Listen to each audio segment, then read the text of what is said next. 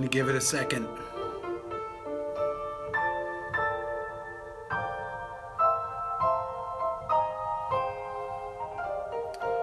Tell me where you're from when you come on. What's up, everybody?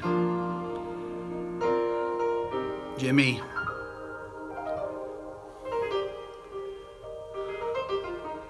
Mickey. These things move so fast I can't even read them. David. It looks Josh.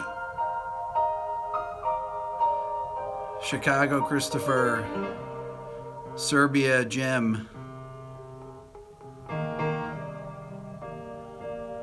Zurich, Stockholm, London, Turkey. There we go. I like to see when what time I come on to see when's the optimal time to actually get to do this. I've figured out it's probably around 2 o'clock or so, but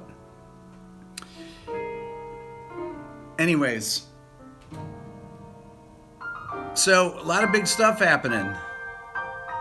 Keep them coming. Argentina, there we go. New York City.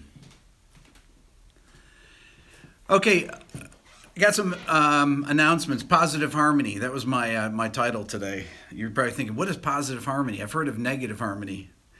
I crack up because I hear so many Jacob Collier comments. Like on John Petrucci videos, there's people there saying, I love the John Petrucci. Can you get Jacob Collier? And I think of Jacob Collier as being so polar opposite from John Petrucci that it's pretty awesome that people that watch this channel are into both things. But I think this is an incredibly eclectic group of people that follow my channel here, that we're all part of this community. Anyways, I did want to bring up a few things here. A couple, you guys have been putting a lot of requests for people to come on my Sounding Off show, and I've had a lot of success in contacting people, and everybody that I've asked to do it has said yes. The people that I've heard from. I have some big plans for it. I didn't really at first until Steve said that when I casually mentioned it to Steve Vai, and he said, oh, I'll be your first guest. That kind of set the stage for enabling me get John Coltrane. Yeah, I can't quite do that. It raised the bar so high that I couldn't. It was hard to match that. Anyways, but I think I've done a great job with it, or I think I'm doing an okay job with it. Couple things though. Some of the Sounding Off episodes and some of my other episodes I have a podcast of, and I keep forgetting to tell people. I think I mentioned it one time. If you go to the Google Play Store or you go to the Apple Store and go to the podcast section, you put Rick Beato Sounding Off, there's episodes that you can listen to. I think that there's 7 up right now. I've been gradually posting them. Film composers, that's coming up. We're getting film composers. So these are these podcasts. I think that there's 7 up right now. I'm gradually adding them when I have time. But there's actually people going and watching them already, and I haven't even really mentioned it yet. So I want to change my photo on it. My intern Rhett put up a photo of a microphone, but he doesn't have my script that I use for all my thumbnails. My what do you call it? It's called Chunky 5. That's the Beato font. Anyways, so a couple things though. So podcast. For anybody that is on here that hasn't subscribed to my channel, you should really subscribe. I'll tell you why. Because, I look at the analytics and I can see 54% of the people that follow my channel have not subscribed to it. So more than half of the people that watch my videos have not subscribed to my channel. And I know it's a big deal to subscribe to channels. I don't subscribe to that many. Pretty much my friends' channels and people that I've had on the show and things like that. But one of the reasons is that hitting 100,000 subscribers is going to be important to some of the people that I want to get on here. You know, if I'm going to get, I mean, I want to get a really diverse group of people, from the biggest film composers to the biggest jazz musicians to the biggest rock musicians. I mean, I want to be able to get Jimmy Page to come on here, or John Paul Jones, or Brian May, or you know, Keith Jarrett, people like that. And for any of you that watch my channel and haven't subscribed, you should definitely subscribe. Also, sharing the video, with people is really important, especially, for example, the John Petrucci video. It's gotten, 4 or 5,000 views right now, but I mean, there's millions of Dream Theater fans out there, but they don't know that the video exists because they don't follow my channel. So, anyways, if you have friends that like Dream Theater, send them a link to the channel and tell them to subscribe. Anyway, so that actually is important to people, though. There's, sometimes I got to go through a couple levels of people to get. I don't always have a direct connection, but like I said, I was just telling my buddy Wayne, I said that somebody said, can you get Donald Fagen or Walter Becker on? I said, well, I'm sure that somebody that I know knows them. There's at least 2 levels, or somebody I know knows someone that knows them, or one of you that's on there knows someone that knows them or knows them. As a matter of fact, most of the people that people have requested to be on here are somebody on here has a friend that knows one of them. So anyways, I'm just throwing that out there. So the more subscribers I have, that actually makes a difference to people when I contact managers and things. But I've reached out to some really big name film composers, and I will get every person that you guys have said. I see one right up there right now, John Schofield. I'll get John Schofield to come on, no question about it. No question about it. I don't know John. I hung out with John one day in 1985 when he came to New England Conservatory, and I was the assistant to the department, and Miroslav Vitus was the head of the department, and Miroslav said, you got to go pick up John Schofield. You're driving him around all day. I said, great. This is 1985 or 1986. It was like Blue Matter time, right? It was huge.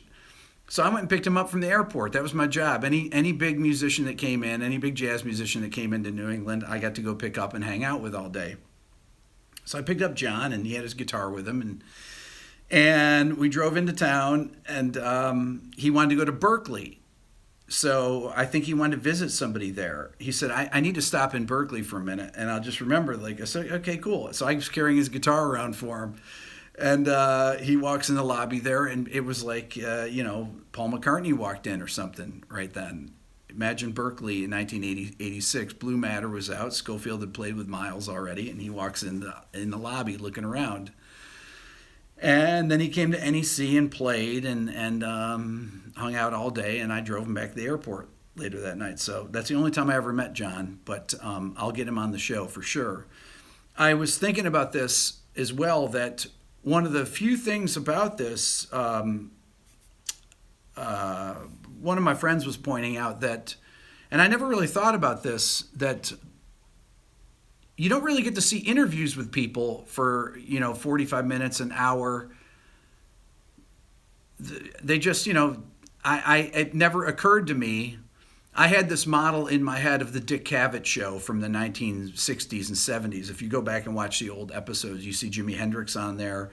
You see John Lennon, Yoko Ono, George Harrison, Paul Simon, Oscar Peterson. Incredibly eclectic set of interviews that Dick Cavett would do. Go look them up, and they're all over YouTube. They're amazing. Look up the Dick Cavett, Oscar Peterson. It's 30 minutes of a master class that Dick Cavett is asking Oscar Peterson. Dweezil definitely will be on. Larry Carlton, have to get Larry. So check out. Wait, do I have to get Bill Murray? Oh man, that'd be amazing. Uh, Jimmy Herring, Paul Gilbert. Okay, all can be done. Greg Howe, totally can be done. Please, Howard Shore, Bill Murray. Anyways, Terry Bozzio, Pat Metheny, all gonna be done. Johnny Greenwood, ooh, that's actually a great idea. Give me some Corey Henry, Mike Stern, no problem. Give me some oddball things. John Patitucci, yes. Give me some other composers, things like that. Some people that have typed people that I've already done interviews with. They've gone by. A couple have gone by that I've actually already done interviews with that I've not put out.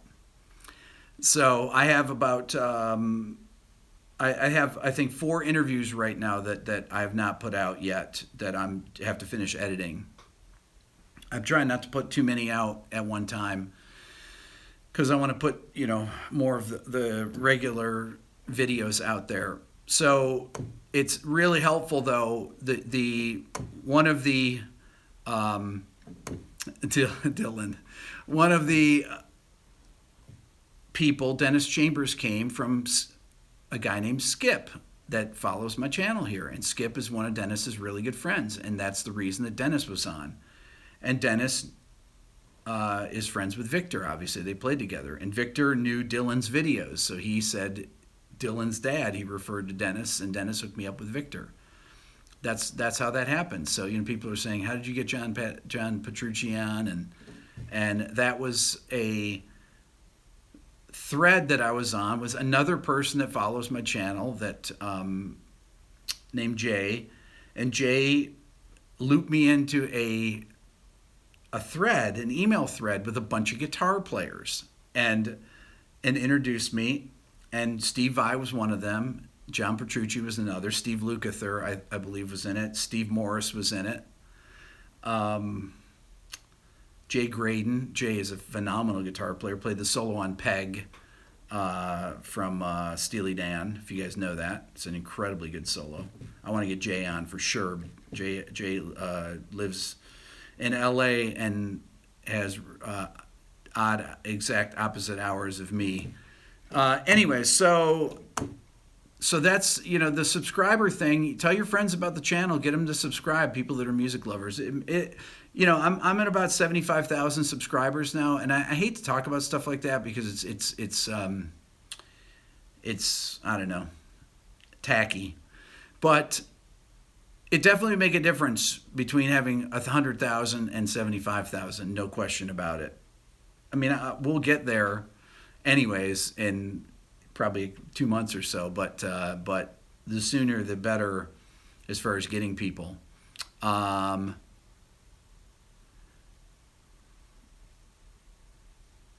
This is crazy.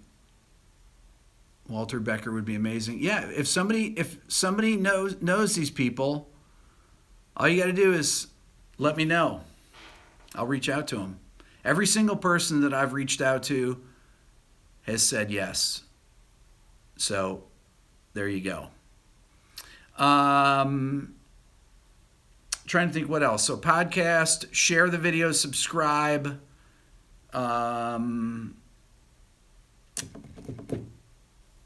Other topics. I'm going to be continuing my orchestration series. I've got people lined up, some people to come in and demonstrate. I'm going to go through all the different string instruments first, then I'm going to go to the woodwinds and then the brass.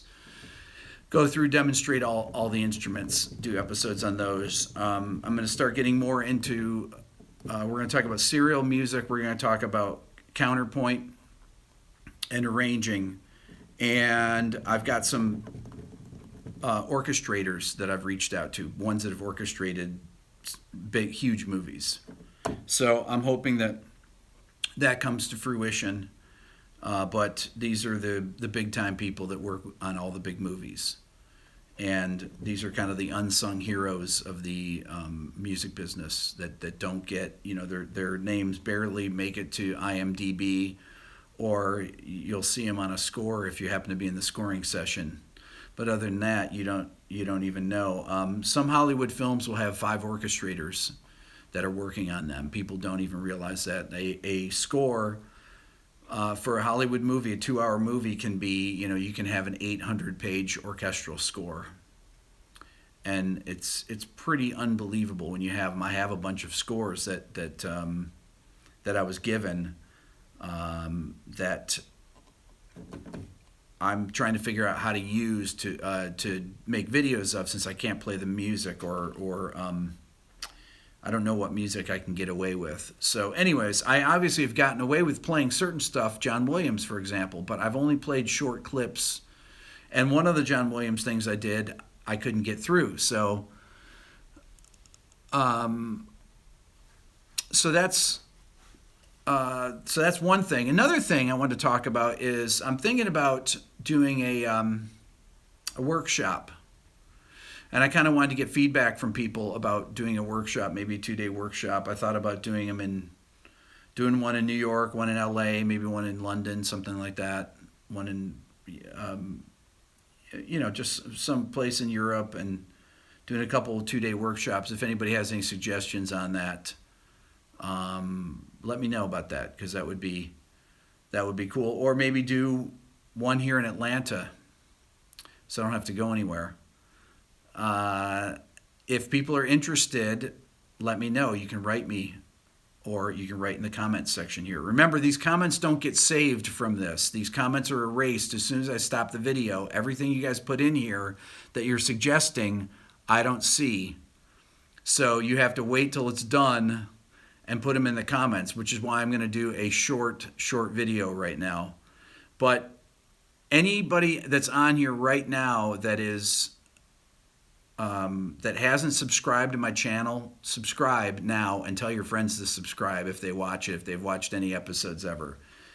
Because I know there's things that I go to that I haven't subscribed, but not many. I don't watch that many YouTube videos because I'm making them all the time here. So I don't have time to watch them, especially with 3 kids and all. But there's a lot of elements of. There's a lot of different stylistic subjects that I want to get to, dealing with counterpoint, dealing with harmony, with arranging, orchestration, and I also am going to be interviewing some producers and engineers, more mix engineers. I'm trying to keep it focused for you guys, where it's things that you're going to enjoy that you can utilize. I noticed that on videos that I did, for example, I did this video on EQing, and which did really well. And I think it did well because most people, no matter what they do, no matter what kind of music they're into, if they do any recording, they use DAWs and they use EQs. And EQ and compression is something, whether you're doing film music, whether you're doing jazz, whether you're doing rock, it doesn't matter. You're using EQ and compression. And understanding those things is really important. Understanding mixing, because you're always mixing stuff as well. I want to bring on some mix engineers. I want to bring on actual people that do make, radio albums. And I want to bring on some film scoring mixers, because it's a very different craft. When you're dealing on a film score with, full orchestras, electronic sounds, things that have incredibly huge dynamic ranges, it's a completely different approach to mixing. So I want to kind of juxtapose those and talk about that, how they differ. Also, I want to do some of these things. I know you guys have talked about drummers coming on, and I've had Dennis on. I want to do some of these things in person. I think it would be really great to have some live, or not live, but do some of the sounding off interviews where I'm in the same room with the person, so that we can actually do proper sound and people can play. Because I think there's a lot to be gleaned from that as well. It's not just interesting things about what they're doing. It'd be fascinating to see people actually demonstrate things. So there's going to be more of that. And as I reach out to people over the next month or so, I'm gonna figure out how to organize that where I can actually go in person and meet with people. So obviously, it's easy to get people to do a Skype because you can do a Skype from anywhere. So that actually has been working in our benefit. Anyways, questions. There's a lot of stuff here. Any all you guys are putting all these different things down. I wish I had a spot where you could actually list this stuff other than having to put it right here in the comments section. I wish there was a place. I need to actually get my website happening again. I haven't updated it in about 2 years. I don't even have my YouTube channel on my website, believe it or not. One of my friends told me that. He sent me a thing. I don't even have a link to YouTube on it. That's how outdated it is. So don't go there. How old am I? I'm 55 as of about a couple weeks ago. Anyways, Wayne, that's who said it. Wayne, you sent me that screenshot of my website. I didn't even realize that it didn't have it on there. That's pretty hilarious. Anyways, only Italian people, please. That was pretty funny there with John Petrucci. He said you pronounced my name right, and I'm thinking, like, how else would you pronounce John Petrucci? But somebody I talked to said John Petrucci and last night, and I was thinking, oh my God, that's people actually don't know how to pronounce that. They've never met an Italian before, other than Beato. So I thought that was pretty hysterically funny. He must get that all the time, Petrucci or something. I have no idea how you'd screw his name up. Haven't they ever, unless they say Patitucci. Anyway, so that's all I have for you today. This is a really abbreviated sounding, what should we call this? Positive harmony. That's my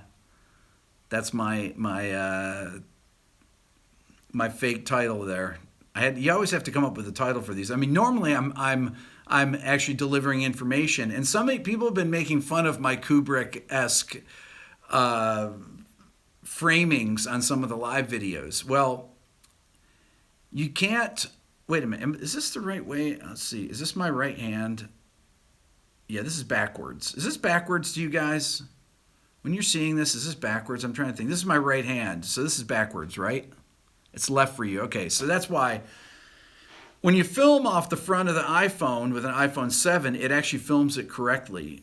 If you're holding the guitar, it actually films it properly. It reverses the image. But here, it does not. So when I do things, like when I'm in front of my whiteboard, I have to actually frame that shot, and then I talk in this side of it because it's weird. It's weird to talk because I can't see the comments.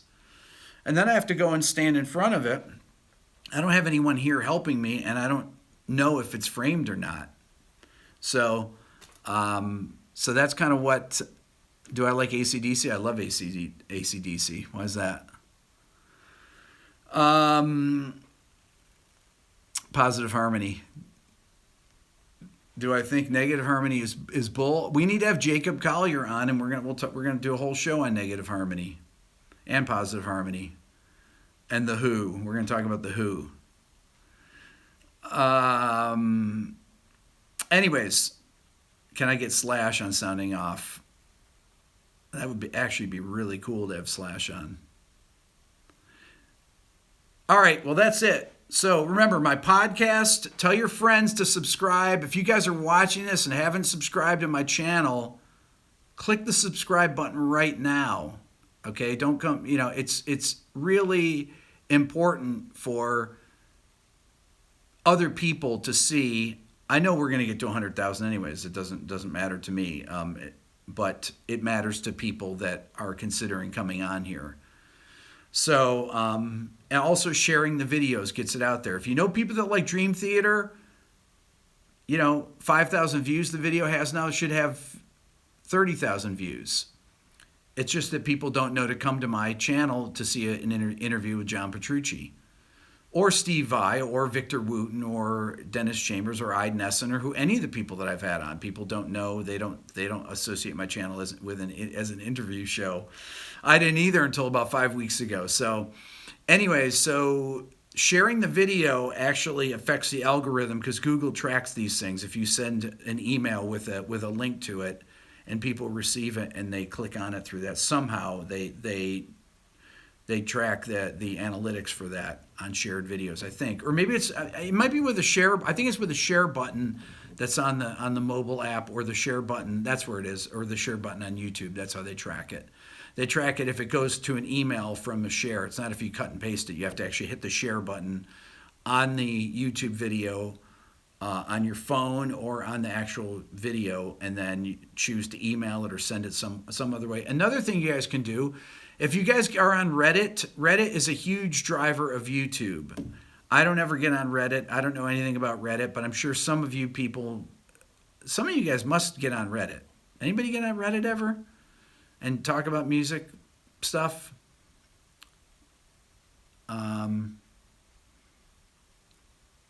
Some of you, there's got to be somebody here that gets on Reddit, right? Not hardly on Reddit. My kids use Reddit. Okay, well, tell your kids to get on Reddit and talk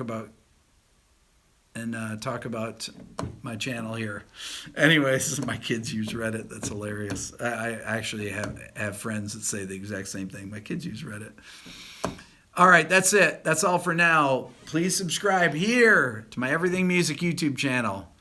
And if you're interested in the Beato book, which supports me and my channel as well and allows me to take the time off in the afternoon to make videos like this and make videos that I put out every single day. I asked somebody, if I didn't put out a video for a week, would people think that something happened to me? Would you guys start writing? Would you guys start writing to me? I'm actually really curious. If you want the Beato book, write me a rickbeato1@gmail. I answer every email myself. Members of the stock exchange, that's not true. Come on. Recommended my channel. That's how I found out about it. That's not, I don't believe that. Oh, of the stack exchange. Okay, I thought it said stock exchange. I'm like, what? But yeah, if I didn't post for a week, would you think something happened to me? You'd have severe withdrawals. My wife's like, don't you have any videos lying around that you can put out so you can take a couple days off? I said, no, I don't actually. It's pretty funny. All right, that's all for now. Remember, put your comments down below, all the people you want to see on here. Tell your friends to subscribe. Thanks for watching, everybody. Bye.